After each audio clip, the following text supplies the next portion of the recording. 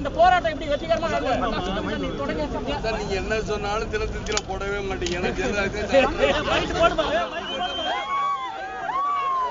தேமுதிகவினுடைய தலைவர் அருமை நண்பர் கேப்டன் விஜயகாந்த் அவர்கள் கைது செய்யப்பட்டுள்ளதை ஒட்டி அவருக்கும் அவருடைய கட்சியை சார்ந்தவர்களுக்கும் காங்கிரஸ் கட்சியின் சார்பில் அவர்களை சந்திக்கவும்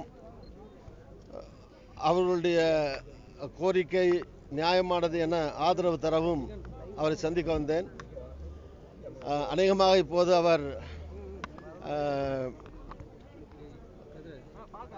கல்யாண மண்டபத்திலிருந்து வீட்டுக்கு அனுப்பப்படுகிறார் என்று நான் நம்புகிறேன். நான் ஒரு 45 நிமிஷம் ஆச்சு அவரை கல்யாண மண்டபத்துக்குள்ளே சென்று சந்திக்க விரும்பினேன். பொதுவாக இந்த மாதிரி கைது செய்யப்படும் போது மண்டபத்தில் இருக்கிற போது மற்ற கட்சியினுடைய தலைவர்கள் வருவதும் பார்ப்பதும் செல்வதும் கடந்த ஒரு 40 ஆண்டுகளாக நான் பார்த்திருக்கிறேன். நடைமுறையில் இருக்கக்கூடியது தான். நேற்று கூட நானும் இளங்கோவன் அவர்களும் கைது செய்யப்பட்டிருக்கிற போது நண்பர் விஜயகாந்த் வந்து பார்த்தாரு. அதனால் இது சாதாரண நடைமுறை. அதை கூட ஏன் பின்பற்ற தயங்குகிறாள் என்று எனக்கு புரியவில்லை. தமிழக அரசு பூரண மதுவிலக்கை அமுல்படுத்த முன்வர வேண்டும். ஒரே கட்டத்தில் இல்லை என்றாலும் படிப்படியாகவாது முன்வர வேண்டும் என்று தமிழக முதலமைச்சரை கேட்டுக்கொள்கிறேன். ஏனென்றால் இது இப்போது மாணவர்கள் குரலாக மட்டுமில்லை. மாணவர்கள், தாய்மார்கள், கிராமங்கள், நகரங்கள் எங்கும் இந்த பூரண மதுவிலக்கை அமுல்படுத்த வேண்டும் என்கிற இந்த கோரிக்கை வலுவடைந்து வருகிறது. இது ஒரு மக்கள் இயக்கமாக மாறி வருகிறது. எனவே அரசாங்கத்திற்கு இதனால் வருமானம் வருகிறது, அதன் மூலம் திட்டங்கள் சில ஏழை எளிய மக்களுக்கு போய் சேருகிறது என்கிற காரணத்தை சொல்லி இது ஒரு சரியான காரணம் அல்ல. இது இல்லாமலே கூட பல மாநிலங்களிலே எல்லாம் மக்களுக்கு நன்மைகள் நடக்கின்றன.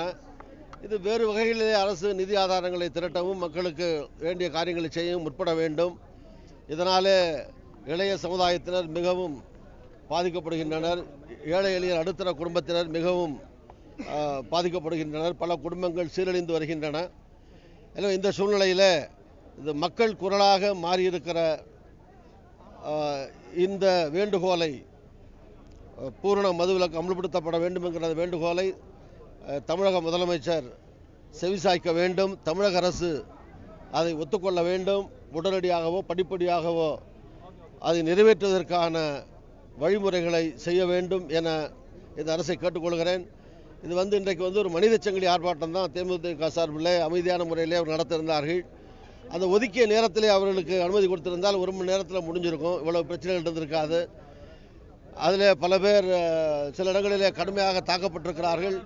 200க்கும் மேற்பட்டவர்கள் காயப்பட்டிருக்கிறார்கள். அவர்களெல்லாம் சிகிச்சைக்கு அனுப்ப வேண்டும். இந்த வன்முறையை நான் காவல்துறை தாக்கியதை கண்டிக்கிறேன்.